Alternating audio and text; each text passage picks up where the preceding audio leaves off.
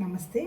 మనము భగవద్గీతని ప్రస్తుత పరిస్థితుల్లో ఎలా తేలికగా అర్థం చేసుకొని, ఆచరణకు తెచ్చుకొని, అంటే ఏంటి ఆనందంగా ఎలా ఉండాలి అనేటువంటి విషయాన్ని మనం తేలికగా మాట్లాడుకుంటున్నాం. అసలు నిజంగా చాలాసార్లు మాట్లాడుకున్నాం. ఏంటి భగవద్గీత అంటే మొత్తం టోటల్‌గా ఒక 1108 ఉపనిషత్తులు మన ఋషులు భగవతత్వాన్ని దగ్గరగా దర్శించి రాయడం జరిగింది. ఆ తర్వాత ఇంకోటేంటి వేదాలు అంటే ఏంటి, అపరిషేయాలు అని అర్థం. అంటే వేదం అంటే తెలుసుకోవటం అని అర్థము. ఈ తెలుసుకున్నది ఆ మహానుభావులు ఏం చేశారంటే మనకి నెక్స్ట్ శిష్యులకి అందరికీ ట్రాన్స్ఫర్ చేశారు. అలాంటి వేదాలు మనకి 4 ఉన్నాయి. ఏమేంటి, ఋగ్వేదం, యజుర్వేదం, అథర్వణ వేదం, తర్వాత సామవేదం, 4 వేదాలు ఉన్నాయి. ఈ 4 వేదాలకి కింద ఉపవేదాలు ఉన్నాయి. తర్వాత వేదాంగాలు ఉన్నాయి.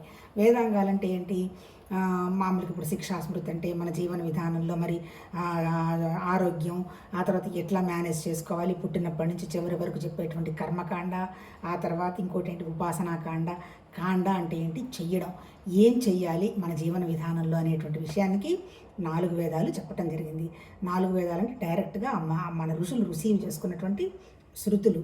ఆ తర్వాత దాంతోపాటు ఏంటి, ఇదే వేదాల్లో చివరి పోర్షన్ వచ్చి ఉపనిషత్తులు. అంటే ఉపనిషత్తులు వచ్చి కర్మకాండ కాదు, తర్వాత ఇంకోటి ఏంటి ఉపాసనాకాండ కూడా కాదు. ఇది అంతా యోగం అన్నమాట.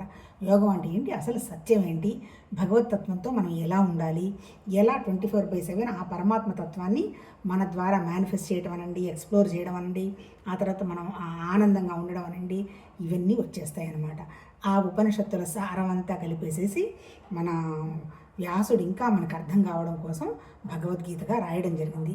నిజం చెప్పాలంటే మనవి శాస్త్రాలు అంటే ఎన్నో ఎన్నో లక్షల సంవత్సరాల నుంచి సృష్టి మేనిఫెస్ట్ అవుతూ వస్తున్నది. ఎప్పుడు 1300 కోట్ల నాడు భూమి పుడితే 1 కోటి సంవత్సరాల నాడే సృష్టి మొదలైందట. మరి ఎక్కడెక్కడ మరి ప్రపంచంలో ఉన్నటువంటి అంతా నేలే కదా, ఎక్కడెక్కడ మరి సృష్టి జరిగిందో, ఎలా ఎలా వస్తూ ఉన్నదో దాని గురించి పెద్దగా తెలియదు. కానీ కాకపోతే ఎప్పుడైతే భాష వచ్చిన తర్వాత రాయడం మొదలుపెట్టారో, ఓహో ఇలా జరిగింది అనేటువంటి విషయం దాదాపు ఒక 4-5 వేలు లేదా 10,000 సంవత్సరాల లోపల విషయాలు మాత్రం మనందరికీ కంప్లీట్గా కొద్దో గొప్ప అవగాహనకు వచ్చే వ్యవహారం ఉంది.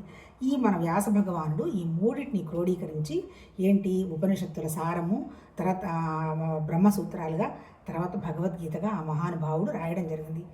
ఈ మూడే మన శాస్త్రం. ఎందుకంటే ఏంటి, శాస్త్రం అంటే ఏంటి, సైన్స్ అంటే ఏంటి, ప్రయోగానికి అందుతుంది. ఇక్కడ శాస్త్రం అంటే ఏంటి, ఇక్కడ కూడా ప్రయోగానికి అందుతుంది. ఇక్కడ ప్రయోగానికి అందే పరికరం ఏంటి, మన శరీరం, మన మనస్సు, మన ప్రాణం. అంతే. ఈ శరీరం, మనసు, ప్రాణం ఈ 3 కాదు, ఇవి కానీ ఒక భగవతత్వం ఉన్నది. అది ఎవరో కాదు, అది నువ్వేననేటువంటి విషయాన్ని నువ్వే గ్రహించవచ్చు. నీ శరీరాన్ని, నీ మనసుని, ప్రాణాన్ని ప్రయోగశాలగా పెట్టి అని చెప్పటం జరిగింది భగవద్గీత. ఇది ఒక స్మృతి గ్రంథం. అవన్నీ కూడా శృతులు. ఇప్పుడు ఇక్కడ ఏంటి, ఇప్పుడు మనం ఏదైనా సరే మనం ప్రతిసారి మనం ఏంటి, ఏదైనా మార్పు జరుగుతుందంటే మనం అసలు విత్స్టాండ్ చేసుకోలేము, చాలా టెన్షన్ పడతాం. ఏ మార్పు అయినా సరే మనకి మంచిదే. అంటే ఏంటి, ఒక సిచ్యుయేషన్ వచ్చిందంటే మనని ఆ సిచ్యుయేషన్ నుంచి ఇంకా ముందుకు జరిపి మన ఒక రకమైనటువంటి స్థితికి తీసుకెళ్ళడానికే భౌతికంగా ఏ సిచ్యుయేషన్స్ అన్నా వస్తాయి. నిజం చెప్పాలంటే భౌతికంగా ఇక్కడ పెద్ద అచీవ్ చేసేది ఏమీ లేదు. ఎన్నో కోట్ల మంది ప్రజలు వచ్చారు, పోయినారు. అంటే ఏంటి, ఎవరికి ఏది అవసరమైతే ఆ మనిషి పేరు గుర్తుపెట్టుకుంటారు తప్ప రిమైనింగ్ ప్రస్తుతంలో ఉండడం మాత్రమే జీవితం. అనుభవం ఏదన్నా ఉన్నా ప్రస్తుతమే. జరిగిపోయిన ప్రతిదీ పాస్టే, జరగబోయేది ప్రతిదీ ఫ్యూచరే. అట్లాగే మనది కూడా అంతే. మనం ఏదో అచీవ్ చేసి సాధించినా మనం వెళ్ళిపోయిన తర్వాత దాన్ని పట్టించుకునే వాళ్ళు ఎవరు లేరు. అందుకనే ఏంటి, మన జీవితం కేవలం ఆధ్యాత్మికంగా అభివృద్ధి చెందటానికి మాత్రమే ఉన్నదనేటువంటి విషయం కనుక గ్రహిస్తే 24 గంటలు ఆ భగవతత్వం యొక్క బ్రహ్మానంద స్థితిని మనం ఎక్స్ప్లోర్ చేయొచ్చు. అదే భగవద్గీత చెప్పింది. కాకపోతే ఏం చెప్పింది, యుద్ధభూమి అక్కడ సృష్టించబడింది కౌరవులకి, పాండవులకి. సరే, పాండవుల తరఫునేమో మన కృష్ణ భగవాన్ ఉన్నాడు, ఆ తర్వాత వాళ్ళు ఉన్నారు. ఇటువంటి పరిస్థితుల్లో అర్జునుడు అనే ఆయన పేరు విజయుడు, ఎవరినైనా ఓడించేస్తాడు, ఎంతో డెవలప్ చేసుకున్నాడు. మరి అలాంటి స్థితిలో జనాలందరినీ చూసి తర్వాత యుద్ధానికి రెడీ అయిపోయిన తర్వాత అందరూ వాళ్ళ గురువుగారు, తన బంధువులు అందరూ ఉంటే ఏమైపోతారు, వీళ్ళందరినీ నేను చంపగలిగిన శక్తి నేను సంపాదించాను, కానీ వీళ్ళందరినీ చంపిన తర్వాత మిగిలిన వాళ్ళంతా ఏమైపోతారు అని దుఃఖపడతాడు. అంటే ఏంటి, మన సమస్యలన్నిటికీ కూడా కారణం ఏంటి, ఐడెంటిటీయే కారణం. ఐడెంటిటీ అంటే ఐ అంటే ఐసిసిసి బ్యాంక్ అని వస్తుంటుంది, అట్లా ఆ ఐడెంటిటీయే మన ప్రాబ్లం అనమాట. ఇప్పుడు మనం ఏంటి, ఎప్పుడైతే మనకు ఐడెంటిటీయే లేదో మనకి సమస్యే లేదు. మీరు కూడా ఆలోచించండి, ఏదైనా ఫంక్షన్కి పిలుస్తారు, వాళ్ళు పట్టించుకోరు, మనం పోయి ఎక్కడో వెనక కూర్చున్నాము, చిరాకేస్తుంది, అసలు మనం ఎందుకు రావాలి, మన అసలు వీడు గుర్తించలేదు అది ఇది అంటాం. అట్లా కాకుండా వాళ్ళు మనని గుర్తించి ముందే స్టేజ్ మీదకి తీసుకెళ్ళి అంతా చూసావా నేను ఎంతో చేశాను వీళ్ళకి, వీళ్ళు నా వల్ల చాలా బాగుపడ్డారు అని గర్వపడతాం. అంటే ఏంటి, ఒకవేళ వాళ్ళు గుర్తించారు, భగవంతుడి దయ. గుర్తించలేదు, నువ్వు వెళ్ళింది ఎందుకు, నువ్వు వెళ్ళాలనే ఉద్దేశంతో వెళ్ళావు, ఎవరో గుర్తించడం కోసం నువ్వు వెళ్ళడల్లా, దానికి నువ్వు పట్టించుకోలేదు. అప్పుడు నిన్ను ఈ ఐడెంటిటీ అనేటువంటి జబ్బు ఇబ్బంది పెట్టదు. మన జీవితంలో మనం అందరం అబ్జర్వ్ చేద్దాం, ప్రతి నిమిషం మన సమస్య అంతా ఐడెంటిటీ. అవతల వాళ్ళు చెప్తున్నది ఒక్క ముక్క మనం వినిపించుకోకపోయినా వాళ్ళకి చర్రను కోపం వస్తుంది. ఎందుకు, ఐడెంటిటీ. నువ్వు చెప్పటమే నీ బాధ్యత, వినడం వాళ్ళు వినాలా అనేది నీ బాధ్యత కాదు. అసలు నిజంగా ఎక్స్ట్రీమ్కి వెళ్తే అసలు చెప్పటం అడిగినా 15 సార్లు అడిగినా వీళ్ళు విన్నింది అర్థం చేసుకోవటానికి సిద్ధులై ఉన్నారు అన్నప్పుడు మాత్రమే చెప్పటం జరగాలి. మరి ఎందుకమ్మా నువ్వు చెప్పుకుంటున్నావు అంటున్నారు, నేను చెప్పుకుంటున్నది కేవలం నా కోసం. ఇలా చెప్పుకుంటున్నాను అనుకోండి, కొంచెం శ్రద్ధగా వినడం జరుగుతుంది. అది కనీసం 10 ముక్కలు పోయినా ఒక్క ముక్క అయినా ఎక్కుతుందిగా. అంటే ఇప్పుడు మనం చెప్పుకుంటున్న జ్ఞానం ఊళ్ళో వాళ్ళని తీసి పక్కన పడేస్తే నేను వింటున్నాను కదా, పొరపాటున నేను పాటించిన పరిస్థితి వచ్చింది, అప్పుడు నేనేమనుకుంటాను, ఇంత సోది కొడుతున్నావు, ఏమన్నా నువ్వు ఆచరణ చేస్తున్నావా అని నా కాన్షియస్నెస్ని ప్రశ్నిస్తుంది. అంటే అర్థం ఏంటి, మనకి ఇంత జ్ఞానం ఉన్నా మనకు అది ఆచరణ కనుక తెచ్చుకోకపోతే అది మనకి ఏమీ ఉపయోగం లేకపోగా మన సెల్ఫ్ కాన్ఫిడెన్స్ దెబ్బతింటుంది. అల్టిమేట్ ఏంటి అంటే మన ఆత్మజ్ఞానం, మన ఆత్మశక్తి అనేవి చాలా ముఖ్యమైనది. ఆత్మశక్తి లేనివాడు ఎన్ని వేల కోట్లున్నా ఏమున్నా ఏమి చేయలేడు. ఈ ఆత్మశక్తి అనేటువంటి బలం ఒకటి మన దగ్గర ఉంటే మనం పొట్టిగా ఉండొచ్చు, నల్లగా ఉండొచ్చు, డబ్బు లేకపోవచ్చు, ఏమి లేకపోయినా మన నడక, మన పద్ధతి కాన్ఫిడెంట్గా ఉంటుంది. ఎందుకు, ఏది మనకి మంచిది కాదు అది నో చెప్పటంలో పిసరంత కూడా ఆలోచన జరగదు కాన్ఫిడెన్స్ ఉన్న వ్యక్తి. అదేం అవతల వాళ్ళని దౌర్జన్యంగా చెప్పకపోవచ్చు, మంచిగానే చెప్పడం జరగవచ్చు, కానీ ఏంటి ఏది కరెక్ట్ కాదనేటువంటి అవగాహన ఓన్లీ సెల్ఫ్ కాన్ఫిడెన్స్ వల్ల వస్తుంది. మరి అదేమన్నా సడన్గా వస్తుందా, సడన్గా రాదు. మనలోనూ మనం పెంచుకుంటూ పోవాలి. అంటే ఏంటి, పుట్టుకతో తల్లిదండ్రులు మనకు పుట్టుకిచ్చారు, 75% మనకేదో పూర్వజన్మ సంస్కారం వాటితోనూ కూడా ఉండుండొచ్చు, కానీ మన పర్సనాలిటీని మార్చుకోవాల్సింది మాత్రం మనమే మార్చుకోవాలి. ఈ మార్చుకోవడంలో ముఖ్యంగా ఏంటి, మన ఆత్మజ్ఞానాన్ని, మన ఆత్మశక్తిని పెంచుకోవాలి. ఆ ఆత్మశక్తిని, ఆత్మజ్ఞానాన్ని కనుక మనం పెంచుకుంటే అప్పుడు మనకు సత్యం ఏంటి, అసత్యం ఏంటి అని తెలుస్తుంది. ఇప్పుడు ఇక్కడ భగవద్గీతలో చెప్పింది ఏంటి, ఆత్మజ్ఞానం అంటే, మళ్ళీ ఆత్మజ్ఞానం అంటే ఏదో పెద్ద పెద్ద పదాలేం కాదప్ప, మన మనస్సు, మన ఆలోచనలే. నా మనసు నా శరీరం చుట్టూ, నా బంధువుల చుట్టూ, నా ఆస్తుల చుట్టూ, నా పిల్లల చుట్టూ, ఆ తర్వాత నా పేరు, నా గొప్పతనం చుట్టూ కనుక తిరుగుతుంటే అది నా మనస్సు ఈ శరీరాన్ని పట్టుకొని ఉంది, ఈ శరీరంతో తాదాత్మ్యం చెందుతూ ఈ తప్పు ఇంకొకటి లేదు అనుకుంటాం. అప్పుడు ఏమవుతుంది, నా ఏరియా చిన్న లిమిటెడ్ ఉంటుంది. అలా కాదు, నేను శరీరం దాటిన దాన్ని ఇంకా నాకు సత్యం కావాలి, భగవతత్వం అంటే ఏంటి, ఇంకా వ్యవహారం కావాలి అన్నప్పుడు కొంచెం ఎక్స్పాండ్ చేసినట్టు. అంటే అర్థం ఏంటి, ఆత్మన్నా, మనసన్నా, జ్ఞానమన్నా, ఆలోచనలన్నా, ఏది మనసు, బుద్ధి, చిత్తం, అహంకారం అన్నీ ఒకటే. అన్నిటికీ మూలం ఆలోచన. ఆ ఆలోచన నిన్ను విజడంకి తీసుకెళ్తే అది జ్ఞానం, లేదు శరీరం వరకు తీసుకెళ్తే శరీరం, ఇంకా నీచంగా తీసుకెళ్తే యానిమల్ టెండెన్సీ. అంటే ఏంటి, అది లేనిదే నేను ఉండలేను, ఇదే కావాలి అదే కావాలని అనుకున్నాము అంటే అంతవరకే మనం స్టక్ అయిపోయినట్టు లెక్క.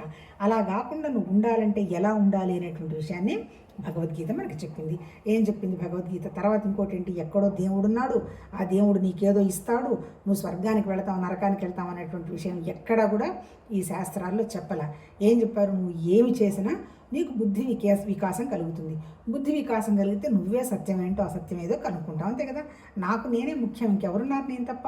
అంటే నాకే తెలియాలి అంటే ఎలా, నేను చేస్తున్నది రైటా రాంగా చేయాలంటే నేను కొంత ప్రాక్టీస్ చేస్తే, అభ్యాసం చేస్తే, కొంచెం వైరాగ్యం సంపాదిస్తే అప్పుడు నా బుద్ధి వికాసం జరిగితే ఓహో ఇది సత్యం కదా, ఇది అసత్యం కదా అనేటువంటి విషయం నాకు అవగాహన అవుతుంది అనేటువంటిది భగవద్గీతలో చెప్పాడు.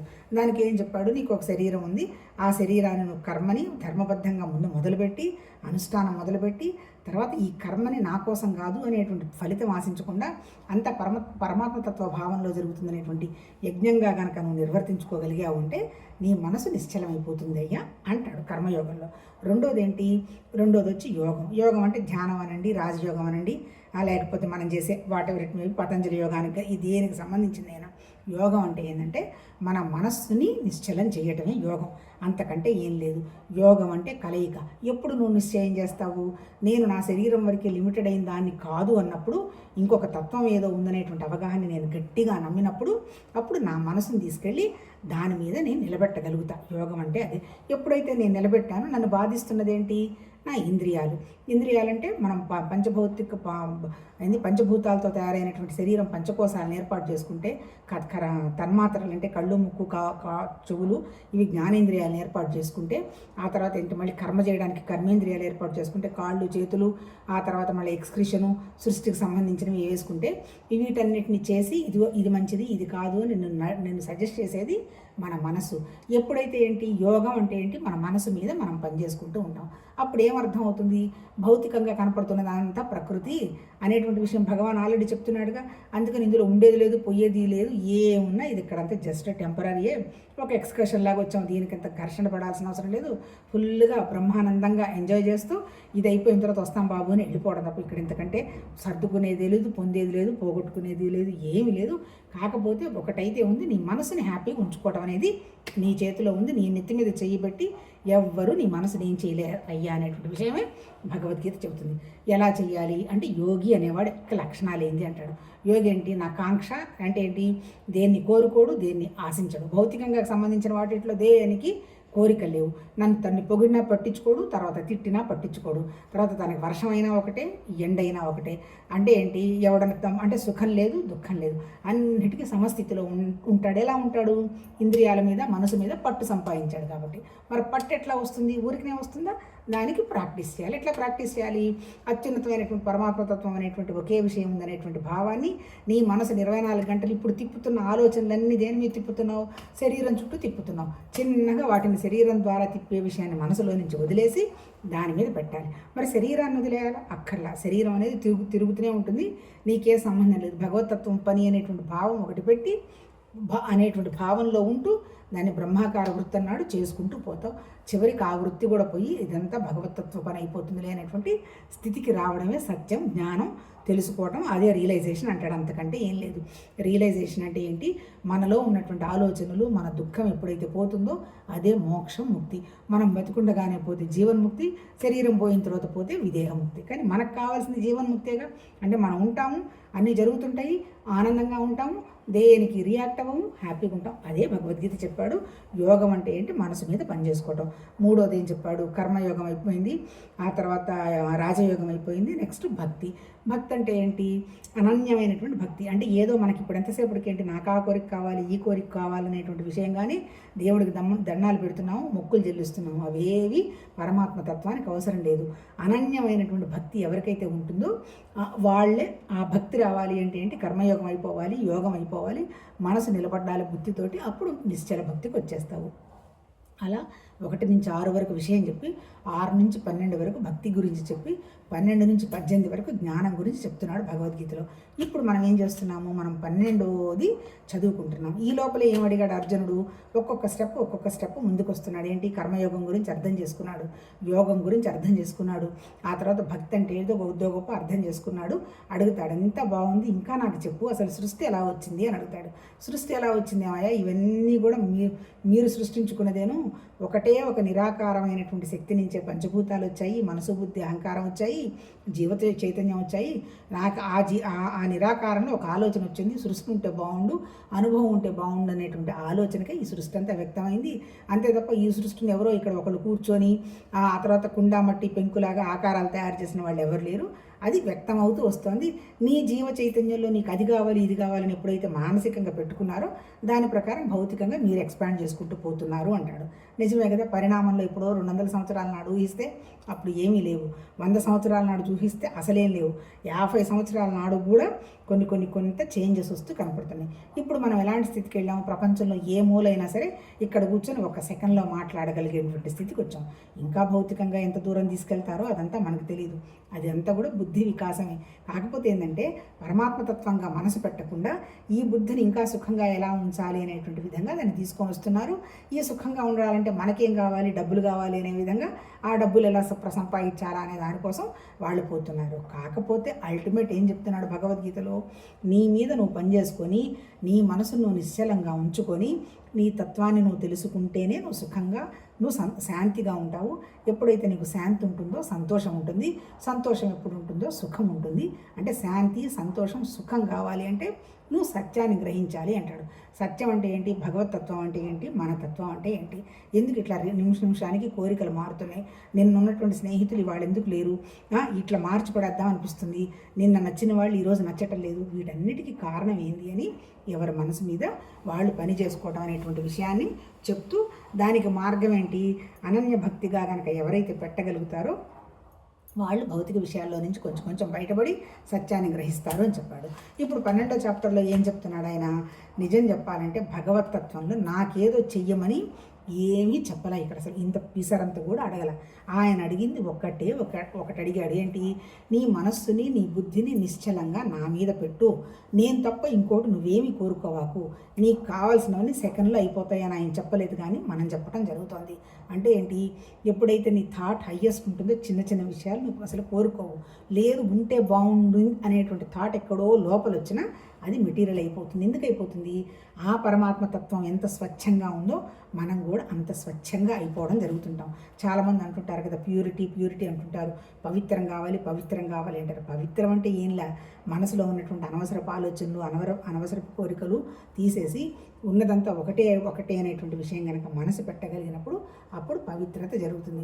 ఆ పవిత్రత ఎప్పుడైతే అవుతుందో మన బుద్ధి వికాసం చెందుతుంది, సత్యం అసత్యం తెలుస్తుంది, అది నేనేనని గ్రహిస్తాము. అది సాక్షాత్కారం.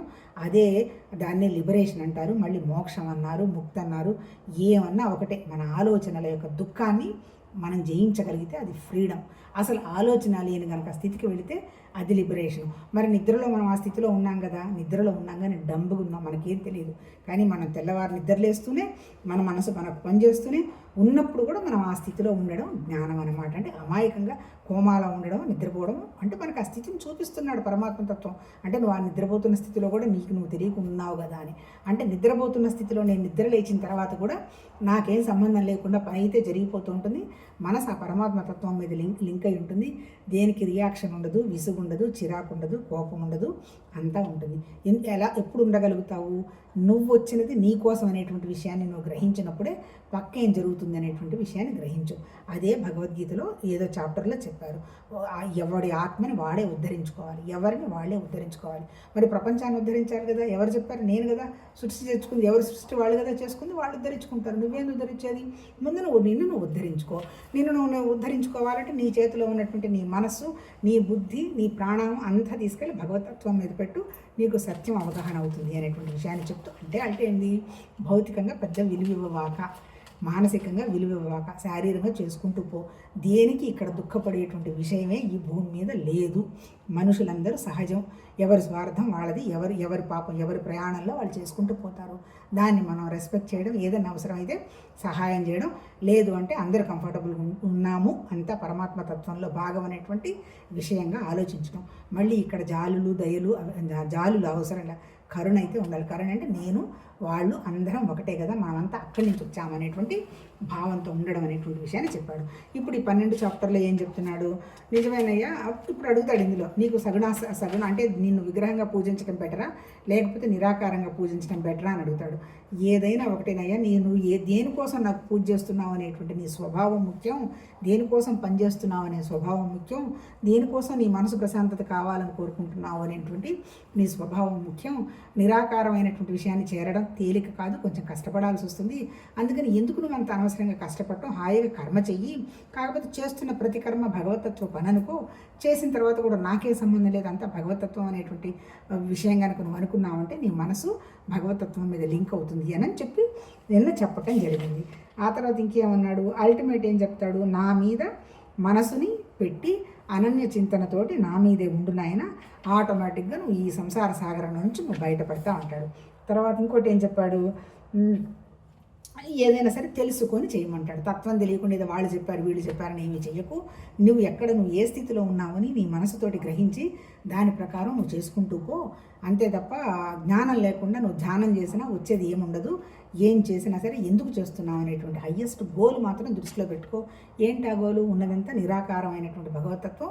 నాకు నిరాకారమైనటువంటి భగవతత్వానికి తేడా లేదు. కాకపోతే నేను నా పర్సనాలిటీ అనే మాస్కులన్నీ వేసుకున్నాను. ఈ ఒక్కొక్క మాస్క్ తీసేసుకుంటే ఉండేదంతా ఆ తత్వం అనేటువంటి విషయం అవగాహన చేసుకోవటం సత్యం. దాన్నే సిద్ధి అన్నారు. దేనికైనా సరే సాధన, సిద్ధాంతం, సాధన, సిద్ధి ఉంటుంది. సిద్ధాంతం ఏంటి? ఉన్నదంతా ఒకటే. సాధన ఏంటి? దాన్ని ఈ ఉన్నవి తగిలించుకున్నవి ఎలా తీసేసుకోవటం సాధన. సిద్ధి ఏంటి? అప్పుడు క్లియర్ అయిపోతే ఉండేదంతా అదేననేటువంటి విషయం అవగాహనకు వస్తుంది. ఏమైనా తెలిసి చేసుకో అని చెప్పాడు. తర్వాత నిన్నేం చదువుకున్నాము? భక్తుడి లక్షణాలు ఎలా ఉండాలి అనేటువంటి విషయం మాట్లాడుకున్నాం. భక్తుడికి ఏంటి? ద్వేషం ఉండకూడదు. తర్వాత క్షమించే క్షమాగుణం ఉండాలి. తర్వాత సుఖదుఖం వచ్చిన ఏమి టెన్షన్ పడకూడదు. రెండు సమత్వ స్థితిలో ఉండాలి. ఆ తర్వాత ఇంకోటి ఏంటి? ఇంద్రియాల మీద, మనసు మీద పట్టు ఉండాలి. 24 గంటలు అనన్య చింతన భగవతత్వం మీదనే ఉండాలి. అలాంటి వాడు భక్తుడు అన్నాడు. అంతే తప్ప నాకు ఉపవాసాలు చేసేవాడు, నాకు పూజలు చేసేవాళ్ళు, నాకు వచ్చి తర్వాత గుడులు కట్టించేవాళ్ళు, ఆ తర్వాత అన్నసత్రాలు కట్టించేవాళ్ళు, వీళ్ళందరూ నాకు నిజమైన భక్తులని, నిజమైన వాళ్ళని చెప్పాలంటే ఏంటి? మన మనస్సుని మన సమస్థితికి ఎవరైతే తెచ్చుకోగలుగుతారో వాళ్ళు నాకు ఇష్టలు అంటాడు. సమత్వ స్థితి రావాలంటే నీకు భౌతికంగా ఉన్న కోరికల్లో నుంచి బయటపడాలిగా. ఉన్నదంతా ఒకటే తత్వం, అది తప్ప ఇంకొకటి లేదు అనేటువంటి మనసు దాని మీద నిలబడాలి కదా. ఒక్కసారి దాని మీద నిలబడితే ఇవన్నీ ఎందుకు ఉంటాయి? ఇవన్నీ వెళ్ళిపోతాయి కదా. అది అక్కడ ఉద్దేశం అనమాట. తర్వాత ఇంకోటి ఏం చదివాము నిన్న. తర్వాత ఎవరు ప్రపంచాన్ని ఇబ్బంది పెట్టకుండా ఉండేవాడు, ప్రపంచం వల్ల ఇబ్బంది పడకుండా ఉండేవాడు. ప్రపంచం ఇబ్బంది పెట్టకుండా ఉంటే చూస్తున్నాం కదా, ఈ అడల్ట్రేషన్స్, కల్తీలు, డబ్బు కోసం అవతల వాడి ప్రాణం పోయినా లెక్క పెట్టడంలా. అంటే ఏంటి? ప్రపంచాన్ని ఇబ్బంది పెట్టడమేగా స్వార్థం కోసం. ఆ తర్వాత ప్రపంచం గురించి ఇబ్బంది పెట్టేవాడు. అంటే ఏంటి? ఈ ప్రపంచానికంతా ఏదో అయిపోతుంది, అది పోతాను, ఇది చేస్తాను, వాళ్ళని ఉద్ధరిస్తాను, వీళ్ళని ఉద్ధరిస్తాను, అవసరంలే అని చెప్పలే ఆయన ఎక్కడ చెయ్యమని. నిన్ను నువ్వు ఉద్ధరించుకో. అందుకంటే ప్రపంచంలో ఏం జరుగుతున్నా ఓకే, సహజం జరగని అని చూస్తుండు. నీ ద్వారా అవసరం వస్తుందా, ఏదైనా చేసుకుంటూ పోవడానికి ప్రయత్నించాలి.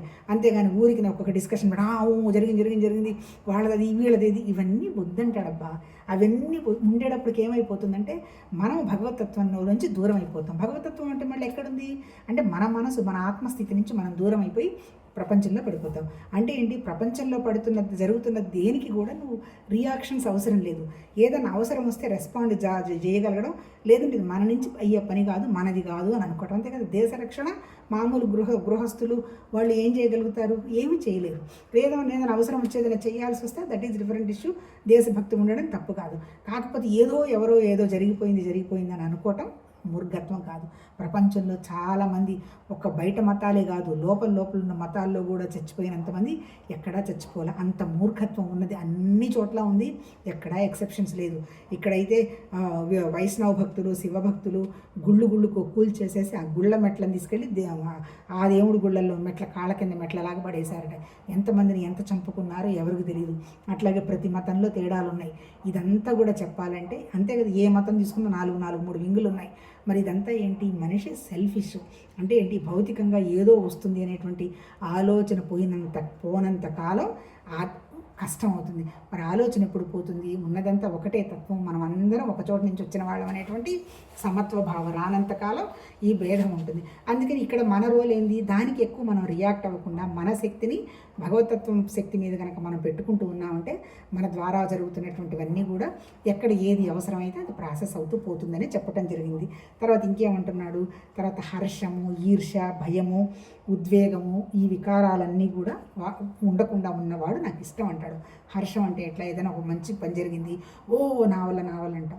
ముఖ్యంగా క్రికెట్ మ్యాచ్లు చూడండి, వాడు గెలిచాడు అంటే ఆ బ్యాట్లు ఎగరేస్తారు, కింద పడతారు, నేల మీద ముద్దులు పెట్టుకుంటారు, వాళ్ళంతా ఎక్కించుకుంటారు, దించుతారు, గోల చేస్తారు. అవతలగా ఓడిపోయిన వాడి పరిస్థితి ఏంటి? వాడు ఏడుస్తూ ఇట్టు అనుకుంటూ వాడు గ్రౌండ్లో నుంచి వెళ్ళిపోతారు. అంటే ఏంటి? ఇద్దరు గెలవరుగా, ఒకళ్ళే గెలుస్తారు కదా. అందుకని గెలిచినప్పుడు ఎక్కువ హర్షము, ఓడిపోయినప్పుడేమో ఉద్వేగము, ఇవి రెండు వస్తే ఇటువంటివన్నీ అవసరం లేదు అంటాడు. అంటే ఏంటి? భగవద్గీతలో భక్తుడికి ఉండాల్సిన లక్షణం ఏంటి? సమత్వ స్థితి. ఏమున్నా ఎక్కువ టూ మచ్ సంతోషం ఉన్నా మనం భగవతత్వానికి దూరం అవుతాం. ఎందుకంటే ఎనర్జీ లాస్ అవుతుంది. టూ మచ్ దుఃఖం ఉన్నా భగవతత్వానికి దూరం అయిపోతాం. అంటే ఏంటి, దూరం అవడం అంటే ఏంటి, మన ఎనర్జీ లాస్ అవుతుంది. ఎనర్జీ అంటే ఏంటి, ఆ భగవతత్వ శక్తి మనతో దగ్గరే ఉంది. ఆ భగవతత్వ శక్తిని మనం పద్ధతిగా వాడుకోవాలి. అంటే మన ఎమోషన్స్ వచ్చాయంటే ఆ భగవతత్వ శక్తిని మనం వాడుకోం. ఎమోషన్ అంటే ఎక్కడ వస్తుంది, మళ్ళీ మన మనసుకు వచ్చేటువంటి ఆలోచనలు. ఈ మనసు ఆలోచన అంతా ఒకే దాని మీద పెట్టాము అంటే ఎమోషన్స్ తగ్గిపోతాయి. ఆ తర్వాత ఇంకోటి ఏంటి, ఈర్ష్య, భయము. తర్వాత ఈ మూడు కూడా ఇంకోటి చెప్పుకోవాలంటేనబ్బా మళ్ళీ అల్టిమేట్ ఏంటంటే అన్నిటిని తీసుకొచ్చి పంచభూతాలకి లింక్ పెడతాడు. అంటే ఏంటి, పంచభూతాలతో తయారైంది. అంటే ఏంటి, పంచభూతాలు అంటే ఏంటి, నేల, నీళ్లు, అగ్ని, వాయువు, ఆకాశం, ఈ 5 ఉన్నాయి కదా. ఈ 5 పంచభూతాలు. ఇప్పుడు మన శరీరం ఉంది. ఈ శరీరంలో నా భూమితత్వం ఉందనుకోండి. ఈ భూమితత్వంలో సగం భూమితత్వం ఉంటే మిగిలిన సగం వచ్చి నీటి తత్వం ఉంది, వాయుతత్వం ఉంది, తర్వాత ఆకాశతత్వం ఉంది. అంటే ఏంటి, 5 ఉన్నాయన్నమాట. అంటే దాన్ని పంచీకరణ అంటారు. అట్లాగే దేన్ని తీసుకున్నా 5 ఉంటాయి. అంటే ఒక పోర్షన్ ఎక్కువ ఉంటే మిగిలిన పోర్షన్ అంతా 1/4 ఉంటుందన్నమాట. అంటే టోటల్గా 8 ఉన్నాయి అనుకోండి. సగం అది ఉంటే మిగిలిన 4 కొంచెం ఉంటాయి అనుకుంటా. అల్టిమేట్ ఏం లేదు, అన్నీ కలిపినటువంటి మన శరీరం పంచభూతీకరణం. ఈ పంచభూతాల్లో ప్రతి ఒక్క భూతం అంటే ఏం లేదు, ఒక పదార్థం. అబ్బా అదేమి చెడ్డ పదం కాదు, అది జస్ట్ ఒక ఎలిమెంటు. ఇప్పుడు భూమి అనేటువంటి ఎలిమెంట్కి మంచి లక్షణాలు ఉంటాయి, చెడ్డ లక్షణాలు ఉంటాయి. చెడ్డ లక్షణం ఏంటి, ఇది ఘటం అంటే గట్టిగా ఉంటుంది కదా. దీనికి మళ్ళీ కాస్త ఏదైనా మళ్ళీ దీన్ని తవ్వి దీనికి వాటర్ పోసి కొంచెం గాలి బోలి ఉన్నప్పుడే దాంట్లో నుంచి మొక్క వస్తుంది, ఘటం. అట్లాగే మంచి లక్షణం ఏంటి, ఈ భూమి మీద ఏది పడ్డా అది ఒప్పుకుంటుంది. అంటే స్వామీజీ ఉండాలి, లేకపోతే పాములు చీములు ఉండడానికి లేదు, నేను ఒప్పుకొని వీడిని చంపేస్తాను అనేటువంటి లక్షణం భూమికి లేదు. అంటే దానికి ఉదారత, తర్వాత పేషెన్సు, క్రియేషను, ఇవన్నీ మంచి లక్షణాలు ఉన్నాయి. ఇప్పుడు మనం ఏం చేయాలి, ఆ భూమికి ఉన్నటువంటి మంచి లక్షణాలను మనం అడాప్ట్ చేసుకోవాలి. తర్వాత ఇంకొక లక్షణం ఏంటి, భూమికి వాసనల ద్వారా వచ్చింది. వాసన అంటే ఏంటి, పూర్వజన్మ సంస్కారాలు అనండి, లేకపోతే what ever it may B, దాని యొక్క లక్షణం మన ముక్కు అనమాట. ముక్కు అన్నారంటే వాసన అని పెట్టారనమాట. ఏంటి ఈ వాసన, ఎప్పుడు దీనికి అనుమానం, ఇది మంచిదా, ఇది కాదా, ఇది చెడ్డదా కాదా అంటుంది. ఎప్పుడైతే నీకు మనసుకి క్లారిటీ ఉంటుందో అనుమానం పోతుంది. మరి ఆ అనుమానం పోగొట్టుకోవాలంటే ఏంటి, నేను చాలా మంచిదాన్ని అని నేను నా భావంగా భావించాలి. ఎందుకు నేను భావించను, లోపల ఉన్నటువంటి నా కుళ్ళు కుతంత్రాలన్నీ తెలుసుగా, అందుకని నా మీద నాకు నమ్మకం ఉండదు.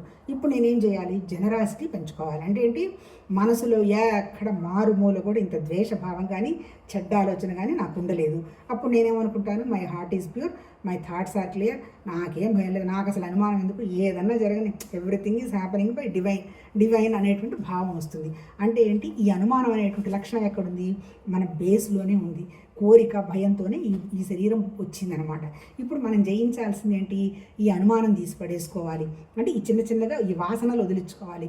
దానికి మార్గం ఏంటి, పేషెన్స్ పెంచుకోవటం, జనరాసిటీ పెంచుకోవటం. అది పెంచుకున్నాం అనుకోండి, అందుకని అది పెంచుకోలేరు కాబట్టి నీ దగ్గర ఉన్నది ఏదో వ్రతాలు పూజలు పెట్టి ఏదో పూజ రూపంలోనో దాని రూపంలోనో అందరికి ఇవ్వడం అనేటువంటి కాన్సెప్ట్ పాపం అక్కడే మన ఋషులు పెట్టారు. జప సాధన అనమాట. ఏదైనా మంత్రంతో పాడో పూజ గీజ చేసి ఇట్లా చేయడం. రెండోది వచ్చేంటి, మన దగ్గర నీటి తత్వం ఉంది. ఈ నీటి తత్వం లక్షణం ఏంటి, అది కొట్టేసుకుని పోతూ ఉంటుంది, వ్యాపించుకుంటూ ఉంది. ఇప్పుడు మనం ఏం చేయాలి, ఈ వ్యాపించుకోవడంలో దీనికి ఉన్నటువంటి రెండో లక్షణం ఏంటి, ఇప్పుడు చెప్తున్నాడు ఇక్కడ, ఈర్ష్య. ఎందుకు, పోల్చుకుంటూ ఉంటుంది. నీటి తత్వంలో ఏంటి, 75% మన దగ్గర వాటరే ఉంది. దీనికి ఎంతసేపటికి అది దాన్ని చూసుకోదు, బయట వాళ్ళని చూస్తూ ఉంటుంది. ఎప్పుడైతే చూసుకుంటూ ఉంటుందో పోలిక పెట్టుకుంటుంది. పోలిక పెట్టుకున్నప్పుడు తనకంటే గొప్ప వాళ్ళని చూస్తే ఈర్ష్య, తనకంటే తక్కువ వాళ్ళని చూస్తే ద్వేషం. ఇప్పుడు ఇక్కడ ఏం చేసుకోవాలి, అందుకని ఇక్కడ మనం ఏం చేయాలి, ఎందుకు నేను బయట చూస్తున్నాను అని నన్ను నేను చూసుకోవటం మొదలుపెట్టేస్తే దానికే యమానియమ, ఆసన, ప్రాణాయామ, ప్రత్యాహార, ధారణ, ధ్యాన, సమాధి మన పతంజలి చెప్పాడంటే కొన్ని నియమాలు ఏర్పాటు చేసుకొని బయట విషయాలు చూడటం మానేసి నన్ను చూసుకోవటం పెట్టుకోవాలి. ఎందుకు నేను అభివృద్ధి చెందడం లేదు, నాలో ఉన్న లక్షణాలు ఏది, నాకు ఆరోగ్యం ఎందుకు బాగలేదు, సరిగా ఆహారం తీసుకోవటం లేదు, ఎక్సర్సైజులు చేయడం లేదు, మనసు ప్రశాంతంగా పెట్టుకోవాలి. వీటి మీద నేను ఫోకస్ చేసుకొని కొన్ని రోజులు ఆగి చూస్తే అప్పుడు నాకు నేను అర్థమవుతా, అబ్బా అనవసరంగా బయట చూసి చచ్చే టెన్షన్ పడ్డాను, లేదు నన్ను నేను చూసుకుంటే నాకెంత హ్యాపీగా ఉంటుంది అనేటువంటి విషయం రెండో చోట తెలుస్తుంది. అది నీటి తత్వం, స్వాధిష్టాన చక్రం అంటారు. అప్పుడు ఈర్ష్య పోతుంది. ఇప్పుడు నన్ను నేను చూసుకుంటున్నప్పుడు నాకు అసలు ఒకళ్ళని చూసే టైం ఎక్కడుంది, నేను ఏం నేర్చుకోవాలా, ఏం ఉండాలనే వ్యవహారంలో ఉంటాను కదా, అది స్వాధిష్టానం. మూడోది వచ్చి మణిపూరక చక్రం, అక్కడ భయం. ఎందుకు భయం? మన సృష్టికి కారణమే భయము, కోరిక, అంతే కదా. ఎక్కడో లోపల అమ్మ బొజ్జులో ఖాళీగా ఉన్నది బయట పట్టడంతో కాంతిని చూసి రకరకాల గొంతులు విని గోలకి లేచేస్తుంది. అప్పుడు దాని భయం తగ్గించడం కోసం దానికి స్నానం గీనం చేసి తుడిచి దాని నోటికి పాలు తగిలిస్తారు. ఈ భయం అనేది ఎట్లా ఉంటుందంటే చచ్చిందాక ఈ భయం మన వదలదు, మనం పోగొట్టుకోకపోతే, అంతే కదా. చిన్నప్పుడు స్కూల్కి వెళ్ళడానికి భయం, అది అయిపోయిన తర్వాత మళ్ళీ పాస్ అవుతామో పాస్ అవ్వలేదో భయం, మళ్ళీ తర్వాత పెళ్ళి, ఎలాంటి వాడు వస్తాడో ఎలాంటి ఆమె వస్తుందో భయం, తర్వాత మళ్ళీ మన పిల్లలు చదవటం లేదని భయం, తర్వాత మళ్ళీ వృద్ధాప్యం, ఇక్కడ చింతన, నాకు అక్కడ నొప్పి ఇక్కడ నొప్పి, ఏమవుతుందో వాళ్ళు చుట్టలేదు వీళ్ళు చుట్ట భయం. మరి ఈ భయం అంతా ఎందుకు కారణం? ఈ భయానికి కారణం అహం. అంటే ఏంటి? చిన్నప్పటి నుంచి ఉన్న భయం, ఈ అహం పెరుగుతూనే ఉంటుంది. ఎంతవరకు పెరిగిపోతుంది? చివరికి మీరు పెద్దవాళ్ళతో మాట్లాడండి, వాళ్ళ గురించి వాళ్ళు చెప్పడం తప్ప పక్క వాళ్ళ గురించి అసలు అడగరు. భయం అది. అంటే గొప్పలు చెప్పుకుంటే ఏంటి? ఆ భయంలో నుంచి బయటపడతారు. అందుకని ఎవరైనా ఎక్కువ గొప్పలు చెప్తున్నారు అంటే అర్థం ఏంటో తెలుసా? వాళ్ళకి చచ్చేంత భయం ఉంది, ఇన్సెక్యూరిటీ. దాంతో నేను బ్రహ్మాండంగా ఉన్నాను, ఆహా ఓహో అని పక్క వాళ్ళ ముందు యాక్షన్ చేస్తూ ఉంటారు. ఇవన్నీ మన బలహీనతలు మనమే గ్రహించి పోగొట్టుకోవాలి. అందుకని భయం పోగొట్టుకోవాలంటే ఏంటి? అహంకారం పోగొట్టుకోవాలి. ఎందుకు అహంకారం దాన్ని ఎట్లా పోగొట్టుకుంటావు? మొదటిదేమో ఉదారంగా ఉంటావు, రెండోదేమో కాస్త జ్ఞానం పెంచుకుంటావు, మూడో దానికి వచ్చేటప్పటికి అహం పోగొట్టుకోవాలంటే ఏంటి? దానికి ఏం చెప్తాడంటే అగ్నితత్వానికి కాస్త సూర్యుడికో పాడో ఒక విగ్రహానికో కాస్త పూజ పునస్కారం చేసుకుంటూ నాదంతా ఏమీ లేదు, అనవసరంగా భయపడ్డాను, ఇదంతా భగవతత్వం జరిగించాల్సింది జరుగుతోంది, ఈ భగవతత్వం కూడా ఎక్కడో లేదు, నా దగ్గరే ఉందనేటువంటి విషయం, నా భావాలేగా, లేడు అనేది భావమే ఉన్నదనే భావం అనేటువంటి విషయం గ్రహించిన తర్వాత చిన్నగా ఆ భయం పోయిన తర్వాత అప్పుడు లాస్ట్లో ఉండేటువంటి వాయుతత్వం అనాహత చక్రానికి వస్తాడు.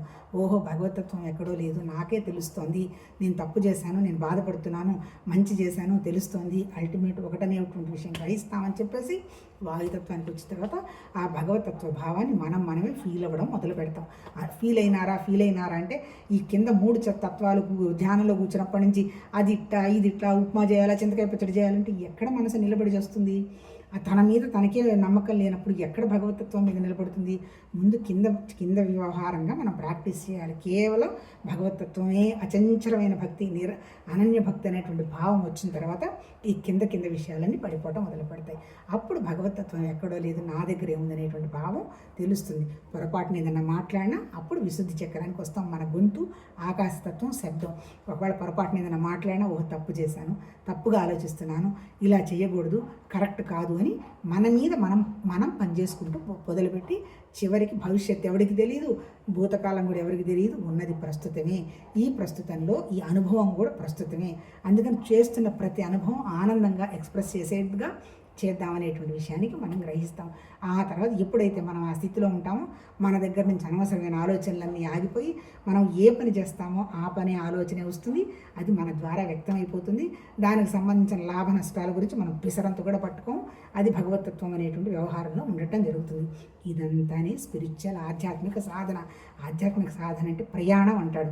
ప్రయాణం ఏంటి? డెస్టినేషన్ ఎవరికి తెలియదు, ఎవరు చూసొచ్చి ఇది నేను డెస్టినేషన్ అని చెప్పిన వాడు లేడు.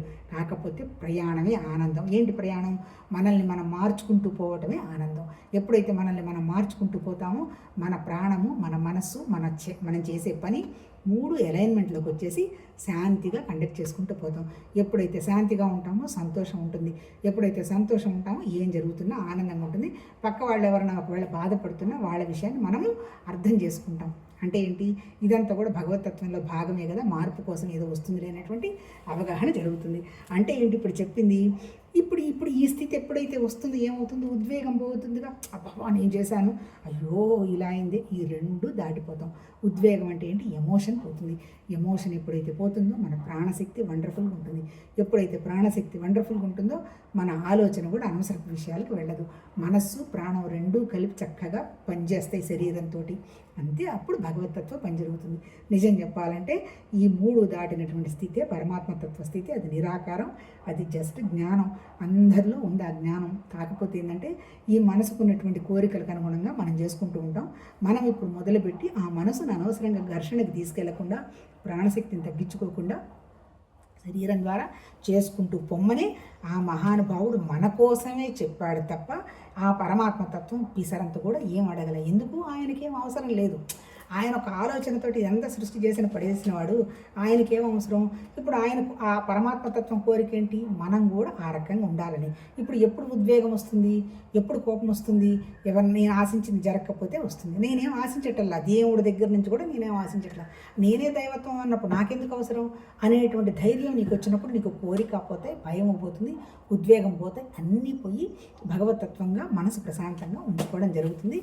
రేపు కంటిన్యూ చేస్తాం. అంటే ఏంటి? మనల్ని మనం మార్చుకుంటమే భక్తబ్బా. ఇప్పుడు భక్తి అంటే ఏదో విగ్రహాలు పెట్టుకొని పూజలు చేసి అవన్నీ ఎక్కడ చెప్పలే.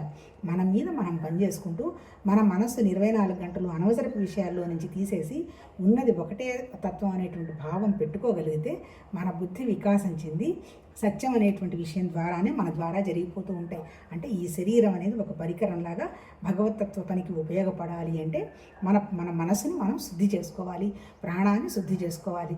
శుద్ధి అంటే ఏంటి? శుద్ధి అంటే ఏంటి? మన అవసరమైనటువంటి ఆలోచనలు తీసుకుంటే మన ప్రాణం శుద్ధి అయిపోతుంది. అంటే ఏంటి? ప్రాణశక్తి మానసిక శక్తి కలిపి భగవతత్వ పని ఎక్స్ప్రెస్ అవుతూ ఉంటుంది. అంతేనా చెప్పింది? చూద్దాం రేపు ఏం చెప్తారు. నమస్తే.